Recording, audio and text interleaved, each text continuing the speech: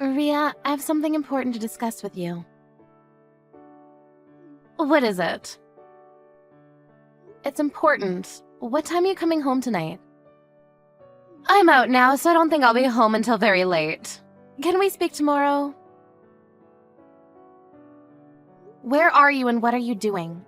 I'd like you to come home as soon as possible so that we can talk. It's really important that we talk tonight. But I told you I'm out. Can't this wait? Or better yet, can you speak to Kevin about it? By the way, are you at the house right now? I am. I'll be waiting for you at my parents' house. I want you to come home as soon as possible. Where's Kevin today? He's still at work and hasn't come home yet. Where are you now? Do I have to tell you that? I don't think that's something that I need to share with you. Where you go is not my business, but if it's not that important, I'd like you to prioritize family today. I'd like you to come home right away. What's going on? If it's so urgent, can't you just tell me now? Fine, I'll ask you over chat. What did you do with my father's bank book? Huh? What bank book are you talking about?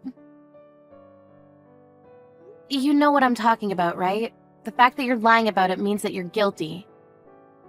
I was shocked to find out what you did, and used all of his money without asking for permission. I have no idea what you're talking about. You're being ludicrous. Can you ask Kevin about it? Don't involve Kevin. We know that you did it on your own. If you're not going to confess, we could just report it to the police.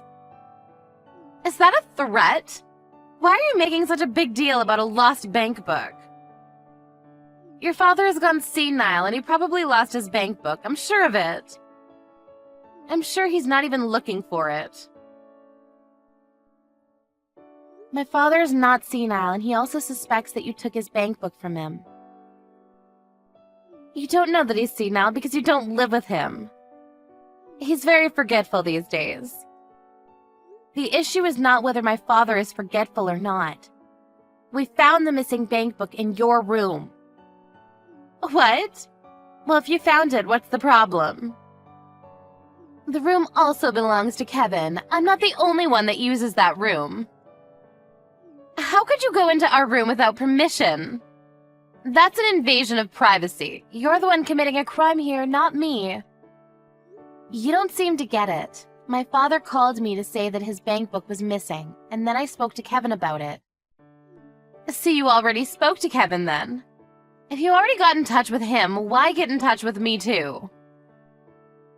Kevin gave me permission to go into your room. Well, I certainly didn't give you permission to go through my stuff. And I found the missing bank book in one of the drawers. You took the bank book that had the most money in it. And I saw that you had taken all the money out. What did you do with the money? Why are you asking me? I don't know. I'm sure that your father used the money for something and forgot about it. Either way, this has nothing to do with me. I see. If that's how you're going to play it. My father is clearly in distress because of what you did to him. You used up all the money that he had saved for his post-retirement. How many times do I have to tell you? It wasn't me! Don't blame me. You don't have any proof. You need to calm down. I think you're the one that needs to calm down. The way you write your chats isn't a style that is used by most people in their 30s. You need to grow up a little. My friends tell me that I sound young for my age. I'm sure that they're complimenting me. I don't think they're complimenting you. You committed a crime. Even if you're married to my brother, it's a crime if you take a family member's money without their consent. Why do you think I did it? It wasn't me. Who else could it be? This is serious. You committed a crime. I went to the bank with my father. They told us that a woman had come into the bank several times with my father's bank seal and taken out money from the account. They showed me that person's signature and it was your name on the papers. Oh, so you know then. I didn't think the bank would show the signed papers to anyone. Don't they know what client confidentiality means? Well, the account belongs to my father, so I think he has every right to know who took money from his account. What did you use the money for? Why do I need to tell you that? Your father lives on his own, and it's not like he needed the money for anything. He doesn't have to provide for your mother anymore, and Kevin pays some money to your father as rent, so he won't miss any of the money that I spent. It's not like he can take the money with him when he dies. I was just helping him to make good use of his money. You're not making any sense to me. What I mean is there's no point in having all this money if you're not going to use it. Your father should be thanking me for using his money. I really don't understand your logic. It makes no sense to me. You committed a serious crime and I'm going to report it to the police.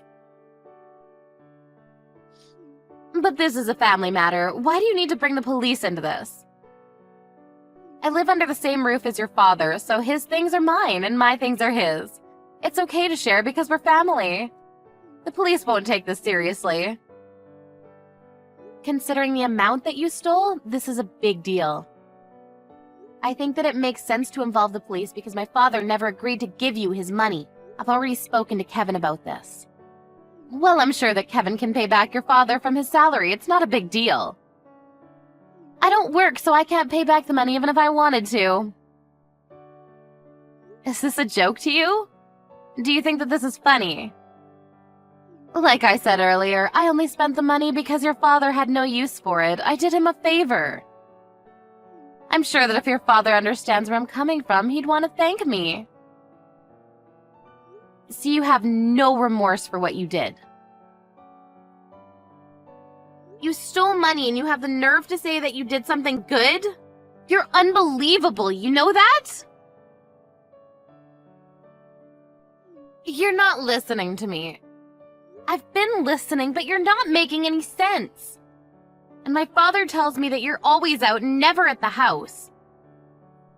If you don't work, what do you do all day? That's not something that I need to share with you. You don't help with the chores at all, so my father's been taking care of the house on his own. You don't even cook for my father or Kevin. They eat takeout every night. Do you even care about their health? Do I have to prepare the meals by myself? I buy their dinner and leave it on the table so they can eat it when they like. What's the problem here? I had no idea that you and your father were saying mean things about me behind my back. I'm very hurt. I know that you're at the casino right now. What? I know that you have a gambling addiction. Kevin told me about it, and he also told me that you promised that you'd stop gambling when you guys got engaged. Kevin believes that you've been keeping your promise to him, but if he knew that you were at the casino right now, what would he think of you? What casino are you at? Fine, I won't deny it. I'm at the casino. I didn't win any money today, so I'm taking a break and chatting with you. You're delusional.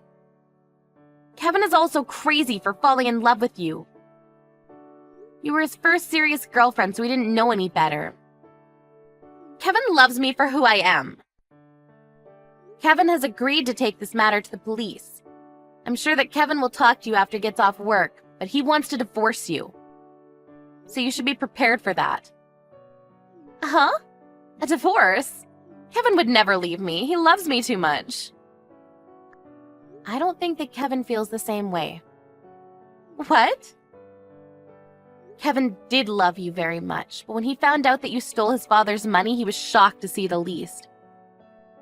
And if he finds out that you're still gambling, basically he married a liar. So you used our father's hard-earned money on gambling. It's unforgivable. Look, I haven't spoken to Kevin yet, and you're putting words in his mouth.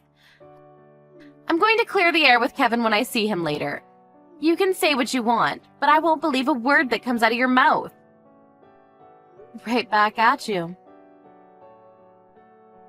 Yeah, whatever. You can make up all the excuses that you want, but I won't believe a word that you say to me. The only thing I ask is that you return the money that you stole and that you move out of the house. I never want to see your face again. I live there. You can't kick me out of my own house.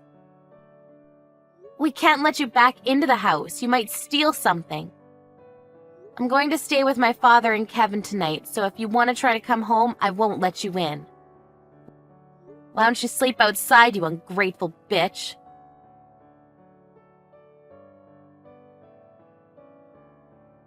Rhea came home from the casino, but her sister-in-law Ariel wouldn't let her into the house. She was taken to the police station after Ariel called the police on her. Kevin apologized to his father for what his wife had done. After a family discussion, Kevin decided to divorce Rhea and report the stealing of his father's money to the police. Rhea didn't have a place to live, a job, or any savings, so she was desperate to get Kevin to forgive her and take her back. But Kevin no longer wanted anything to do with her and shut her out completely. It seems that a difficult future lies ahead for Rhea.